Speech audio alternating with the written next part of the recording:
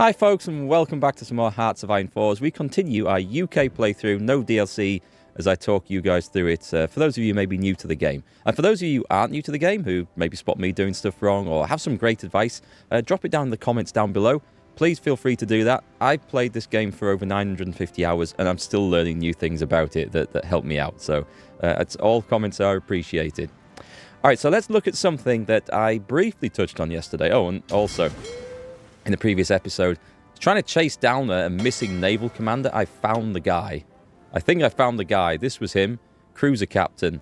This was the guy I tried to put in and then couldn't find afterwards. So I'm going to stick him back in as my original choice for our first strike force.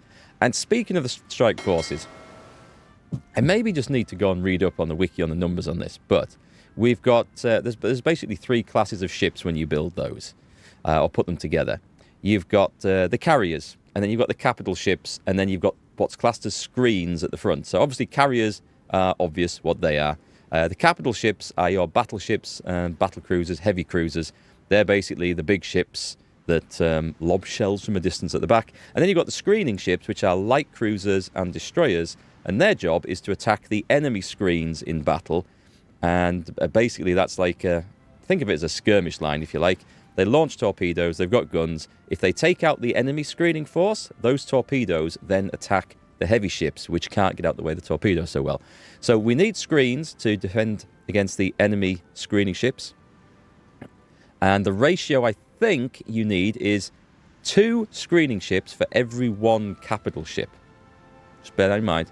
You might be wrong on that, but what I work out, or what I work on, is 4 screening ships to every 1 capital ship. Therefore, if you take a couple of losses in the screens, they're still providing an effective screen against torpedo attacks for your capital ships. Does that make sense? So that's why I have in here, we went with the light cruisers, I based it on that. The destroyers are just like a bonus extra I've thrown in to boost up the numbers. But we have a total of 8 heavy ships, the battleships, battle cruisers, and just cruisers. So 4 to 1 would mean I needed 32 light cruisers or destroyers. Well, I've gone with a bit more than that, just we will lose some, we know. But that is an effective screening, and also you need 1 heavy ship for every carrier. A heavy ship screens a carrier. And that protects the carriers from getting hit by the enemy battleships. That's, I think, effectively how it all works. That's what I've worked on, and that's always worked quite well for me. And of course, you need enough of the numbers in all these forces in order to be able to effectively defend off a heavy fleet, which we will be meeting. The Italians will have some big naval power. So this is a reasonable strike force, I think, and that's a brief rundown of the numbers, but do go look it up. Do read into that yourselves. My information might be out of date, but it kind of works for me. Also, what I show you in these videos, it's not necessarily the optimum way to play. It's the way I play. I still try to keep like a flavour of a World War II game without trying to min-max stats and cheese things. And we use the forces that we have available as well, and they were historically around. Because I want this to feel like a World War II game I'm playing, not like just some spreadsheet that we're shifting numbers around to get the maximum stat that's unkillable. Make sense? So that being said, let's roll time. We'll just go slowly so I can just keep an eye on where I got up to the other day, and we'll get everything ready. So one thing I'm a little bit concerned about is that I maybe haven't put enough military factories in the mix yet. We're only in March of 37, but we do need to get some armies out, because the first conflict we have will be... Well, it'll be against Germany. We have to decide if we're going to defend France. My advice would be not to try and defend France. It's really, really hard with your starting position. You could put some troops on the Alps, on the border with Italy, because that's a lot easier to defend. Be aware, you'll probably need to pull them out through Marseille or Nice, when the war kicks off, as northern France will crumble, inevitably crumbles, unless you've got a skilled player controlling this. It's kind of hard. I've never seen the AI successfully defend. And if you put like a front line of infantry divisions on here, they will probably get overrun, because the German army gets a lot of bonuses, and you need a bit of time to catch up to get your doctrines enabled, to get that improved, and all the rest of it. So be aware of that. I have toyed with the idea of trying to like hold out, form a line across here and hold a little corner of France, but I think, to be honest, even a concentrated area like this, I don't think you'd be able to hold. But might be a challenge for someone who wants to accept it.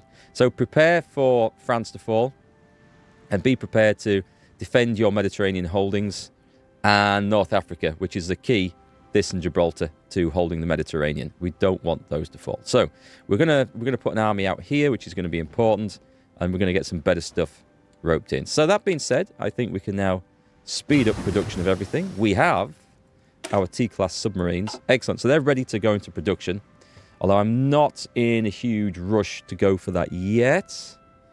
And we don't need any heavy ships. One thing about the Royal Navy, starts off with a huge glut of heavy ships. So it's something that you can possibly put on the back burner for a little while, research other things, get things ready.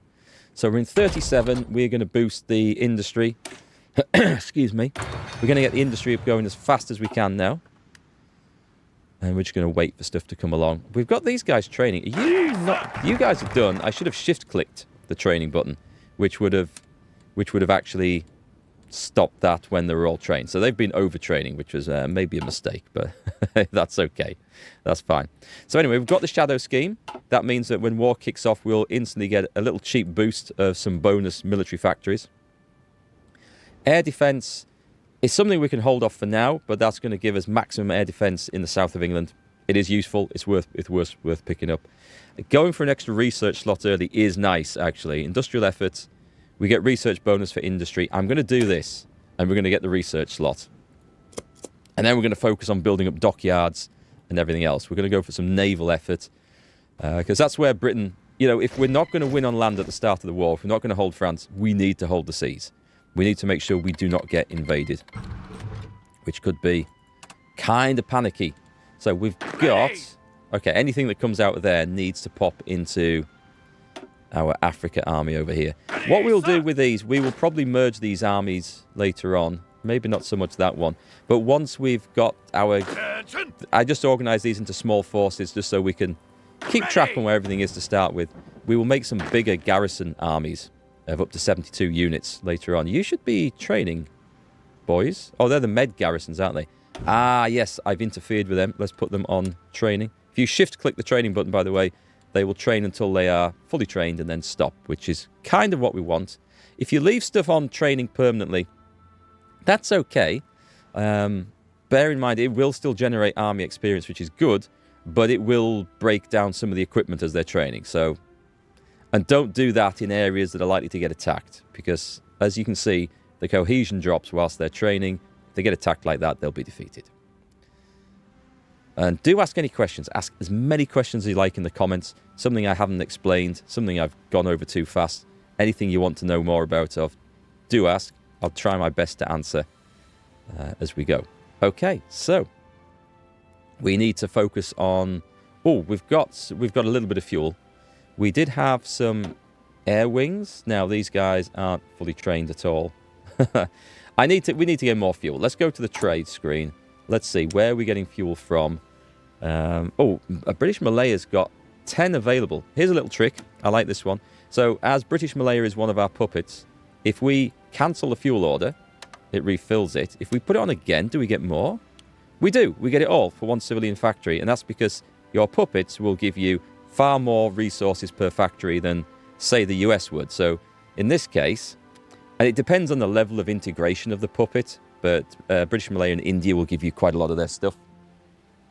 So we'll grab that. So that's basically for free. Watch out for that, because before we didn't have all of that available to get. Now we do. That's excellent. For example, if we went to trade with the US, one factory would get us 8, which is the standard deal between international countries. So we've got some free oil there, which is bonus, and it uses some of our convoys to go and get. That's a good point. We're not making convoys. I need dockyards.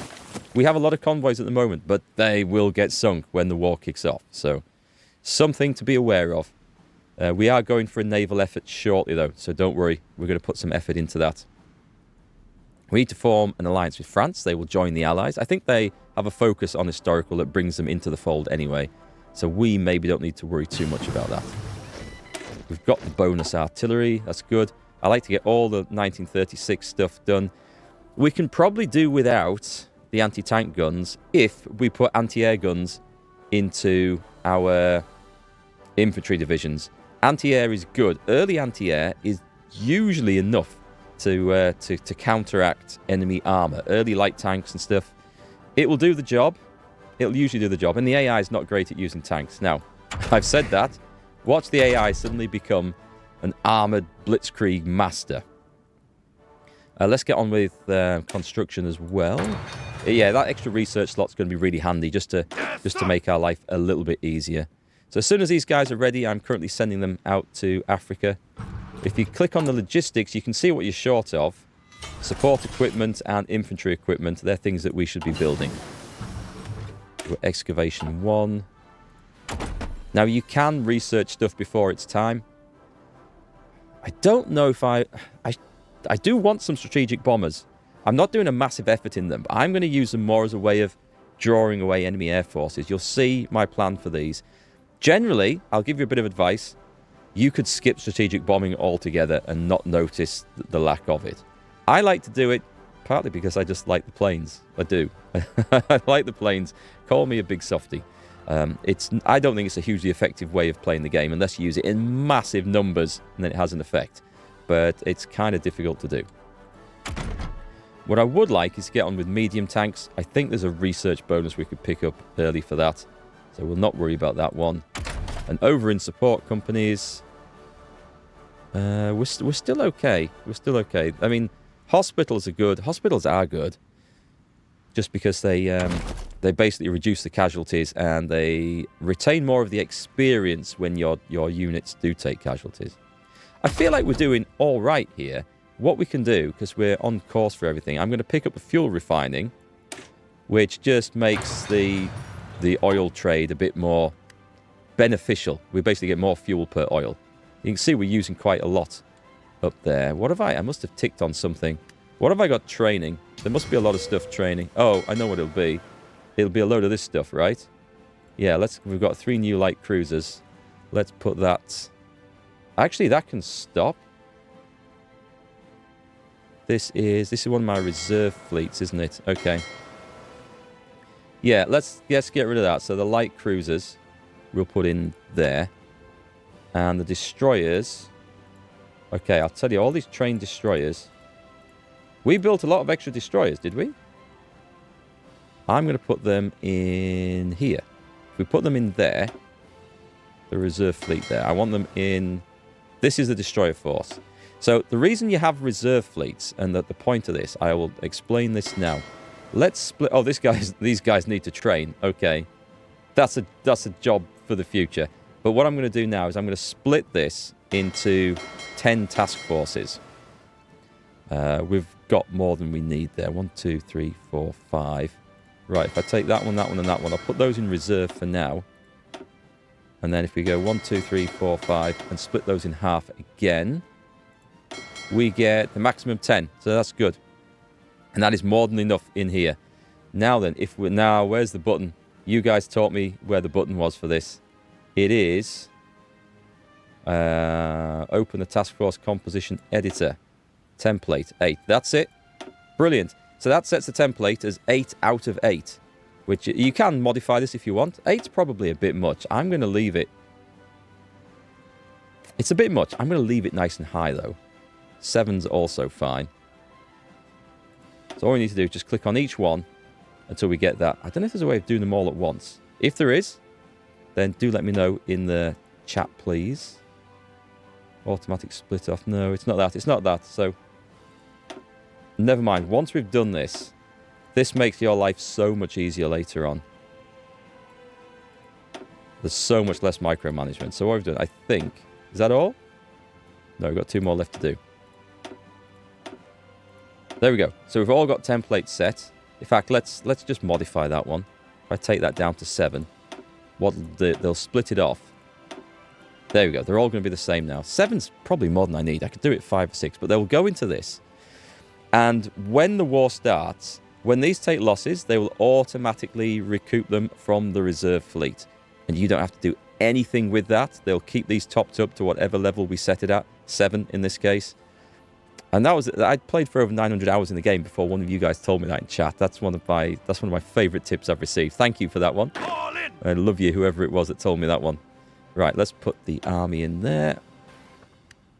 And you'll see already... Oh, they've actually... That's not what that wasn't supposed to happen. Right, so let me put these in a reserve fleet here and just join those up.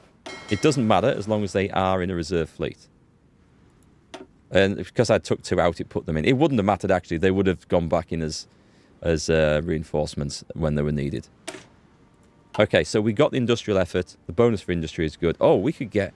Oh, no, that's a nice one to get, really. That I might go for that straight away. So we instantly get 6 military factories. Yeah, that's... I'm taking that. I'm taking that because the research slot is nice to have. Six factories is amazing to have. Straight out of there like that. Improved machine tools. So we've improved this. We've now got the research bonus for industry. This is really cool. We could afford... Now, this is 1.5 years ahead of time, so there's a time penalty for researching stuff early. But with a 100% bonus, basically halves the research time. So we don't need to care about those. However, this would be nice to get super early. And there's nothing else other than synthetic oil, but I'm not too concerned about that as the UK. We can also go in the engine. Oh, we don't get the bonus in here, so it is literally just in this industry. I'm going to grab this. It's going to make our factories produce more stuff, which is very, very nice. So we've got 3 military factories. Let's take a look at what we need. Click the logistics button up here. We're short of support equipment. Naval bombers, or carrier naval bombers, I should say. We're short of a few things. Okay, there's lots of stuff we need to do. But what I'm going to do is support equipment. Oh, I tell you what else we need as well. This is super important. Now, this is a supply issue. Let's talk about supply. I'm going to put supply mode on. So you can see light areas and blue areas are areas of good supply. Purple, red, and orange are areas of not so good supply. This is super important, not so much in your home country, but when you start going in areas like Africa, and if you're playing as the Soviet Union or Germany, yeah, a lot of this is really bad. So it's based on the local areas, of course, and also the ports where supply flows out of and comes into. The bigger the naval base is there, the better. And the rail links in between, and where there's the depot or supply hubs. There's another little factor that alters this as well. And this is why I was talking about this. Yes, we're getting around to it. If you mouse over the logistics thing up here, it tells you how many trains and trucks you need to do the job. So I'm going to pick this army down here. Was supply good here? Supply's not bad here. It's not great, but it's not bad. What you can do, now you can either do this by the ports, but I don't do this for this because you have to click on every single port. You can change the motorization level. Basically, you go from low motorization, which looks like horse-drawn stuff, which the Germans used a lot of, by the way, up to fully motorized. That extends the range of supply, or the amount of supply that can go through there. But you can do it. It's much better by army or even by field marshal, because that's a lot quicker way of doing it. And that should do it for every single army under the Field Marshal's command. I recommend turning this on to max. It'll instantly require more trains and trucks to supply everything. But I think it's quite useful and quite important to have. So, speaking of which was my point I was getting back to, we do need to set some of those off. So we need usually 1 factory in trains and 1 factory just in trucks is enough to get the supplies out. You'll notice, however, we currently don't have any spare military factories. We have a lot of towed artillery, so we have a lot of artillery in stock. I'm just going to take those out to get this in production. Once we set that away and leave it, we'll probably find... Actually, now we can probably drop it to the bottom of the priority list, and that'll be fine. Priority list means that if there's a shortage of resources, whatever's higher up the priority list gets that resource first. So these can go to the bottom. We can manage quite well without that. I think we're building a lot of destroyers. I'm gonna have 2 ports or 2 construction runs on it. I'm gonna drop those down. We're gonna add in some submarines, but also convoys. Convoys. There we go. They can also be fairly low priority. 2 or 3 should be enough. Convoys do have other uses as well as just supplies. They're essential for transporting troops around and naval invasions. But you can also give them away to your puppets to increase your puppets' subservience. integration level. I forget the exact term, but anyway, that's kind of what they do. You get the point. Let's also build some of our early subs as well. The T-class submarine. Not overly concerned about the number of those. We will want some. That's going to be to the 24th of July. So it's taking just over a month to build one. Okay, we'll put 5 in there. We do need some more dockyards. We also need to have a dockyard repair queue. I'm going to allocate 10 spare, which means that when something comes in to get fixed up, if we need more dockyards than we have available, it'll reduce them down here whilst they get things fixed. That's very useful to have a big stack of those on repair when you send your main fleet in to get fixed after a battle. Otherwise, it'll be repairing for years. So, we are working through all the little admin stuff. I hope this stuff is useful to you guys. I know a lot of you watching already know this, but there's a lot of folks watch this to try and learn how to play the game. And I know when I've played it before, I don't think I've maybe explained everything as much as I need to. So let me know if this stuff is useful. We could do with air experience, and we could actually we can probably actually without all the DLCs and the aircraft design, I think air experience is not as urgent to get. We'll pick up lots of that when the war kicks off. Who can we have then? We've got a Quartermaster General. It is useful for construction speed for a lot of things. We don't want any communists. We don't need democratic reformers. The political power gain is useful, but Britain does okay for political power. So I would say out of those options, I would say the Quartermaster General is probably useful, because that boosts the construction speed of things like radar stations and naval bases and air bases, which we will be building up fairly soon. We will. Right, okay, let's move on time. Stanley Baldwin resigns, so the old Prime Minister's gone. We've got Mr. Chamberlain. He's an appeaser. We know how that went. The world is too full of appeasers, of terrible fascist dictators, unfortunately. Yes, sir! I keep dropping those armies in there. Oh, we've got spare military factories. That's good. So we've got the trucks and the trains. You see, trucks, they'll produce several a week when that gets going. The aircraft is in a... God, we need lots of everything. I'm going to get... we definitely need the sea fighters, the carrier versions. We also need the carrier naval bombers, which is that one, I think. So let's put those up. Britain did rely on these old biplane naval bombers quite a bit. I'm also going to drop in the carrier fighter, so they can replace the old things that we've got. Usually one factory is enough to get the carrier force looked after. And you can, if you end up with 100 of them, you can create a wing of them to do regular air wing missions as well. So they're all useful. Yes, sir! Let's see, that must be going up now. So let's go and take a look at this size. We've probably got sufficient, actually 1, 2, 3, 4, 5, 6. We need at least 12 in there to give us 2 divisions on each bit. When France joins us, we might need to redraw that front line. Assuming France is going to join us. We hope France is going to join us. This means no divisions in basic training. So, at this point, right, there's a few things we can do here. Let's go and have a look at this button. If you're playing as a nation that has puppets, this one's a really cool one, because we can use the manpower of our puppets to basically bolster our armies. If we go to the British Raj, we'll go and see what infantry templates they've got. That one's not bad. We have to use theirs. This one's pretty good. And we can actually... I mean, we're okay for manpower of our own, but we may as well start using some of this. We are going to duplicate this one. If you click duplicate, and then we can... I'm just going to click update. Wow. So it costs us... Oh, it costs us XP to do this now. We used to be able to just...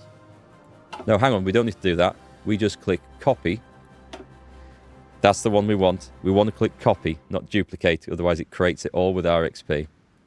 And this is going to use some of the manpower. Now, it's a ratio of your manpower to their manpower, but it's going to be mostly theirs. We can now edit this one. So we could make it just a standard infantry division. We obviously want to add in some artillery support and some AA. And we'll stick in some cavalry recon. This is expensive and a logistics company. Do you know what? We'll make this stuff so that it's going to operate well in hot and arid climates and jungles and stuff where there isn't a lot of supplies getting through. So we can also throw in... We definitely want some artillery going in. I'm going to make this... Yeah, I'm going to make this a more standard sort of... So let's remove that one. Because we'll leave that free for something else. Maybe a hospital. If we're going to take a couple of these out... And from there, we can add in... artillery. Oh, no, sorry, not you. Artillery. That's going to be cool. We're not actually making anti-air stuff, so that's going to be an issue. We're going to have to craft that, but that's fine. Combat width. A lot of people ask me about this. In the old school game, you used to have a combat width, ideally 20 or 40. 40 is a more powerful division, takes more resources. That's been changed in more recent times, so that's not the be-all and end-all number. 20s or 40s aren't. If you read on the internet, people like anything from 24, 26, 28, all sorts of varieties, which tells me that it's not the big thing anymore, and you can make anything work. If you're not sure, stick to 20 to 24. That's pretty good. One thing I will say is that the bigger the combat width means the more units in here means the more supplies they will eat. So if you're trying to set something away to go and work in an area like Africa or the Far East where supplies are bad, I would go narrower rather than wider because it's easier to supply them. That's the only reason. Again, there's lots of debate on what's the most efficient and optimal number, but it'll be fine, don't worry. Basically, the way it's calculated is depending on what terrain you're in, the terrain has a width limiter as to how many points of width you can bring in divisions. It's not too complicated, but yes, obviously the bigger division takes up more space on the front line of the attack. Does that make sense? It's kind of explained it in very basic terms. There's a lot more to it, but that's kind of all you need to know to get started. So I think that will do for now. We don't need to make these massive, so we'll save that. And then what we can do is we can train, and these get... How many can we get, actually? So if I add... Can I do a whole army? I will do 12 divisions for now. And we can create this. This is going to be created in India, which is fine. We'll put it there. I still need more stuff, which is going to be sad. And I'll tell you what, that's gonna eat into... Yep, that's going to eat into the support equipment, I realise. Don't worry, it's okay. We're manufacturing it. It's going to come on. We've got some dockyards. What would we like? Do we want more destroyers or more submarines? I know some of you guys want me to go creating big capital ships. What can we make in the way of those? We've got the Courageous class carrier. We have 4 carriers to start with. If I'm going to make one, they take a long time to build, which is the problem. Oh, some light cruisers would be really nice. Let's have a look. I don't know. So we've got C-class or... What's the difference? Oh, they've already got some modifications. And they haven't. So we'll take the ones... I'm guessing they're the better ones. We'll pop that up there. And we will put quite a lot of that on. Oh, damn it. Yeah, this needs to go into the reserve fleet. Reserve Fleet 1, I think, is the right one. Is that still the right one? Actually, it's Reserve Fleet 2. So let's change that. That's the one that we're currently grouping up because I messed around with all this. So let's put everything in there that comes out. Yeah, okay, we'll switch that over. There's one thing to bear in mind if you mess around with your fleets, if you've got stuff that's joining it, just make sure it's still joining the right one. So, or is that that's Reserve Fleet 3, which are on training for other purposes. Okay, let me take the subs and we'll put them in there. They're fully trained now. And 3 more destroyers, which we can put in there. We can also use these for other purposes. We can join them into one of the strike forces or anything like that. So we've got all our options open still. Right, so far so good. More factories.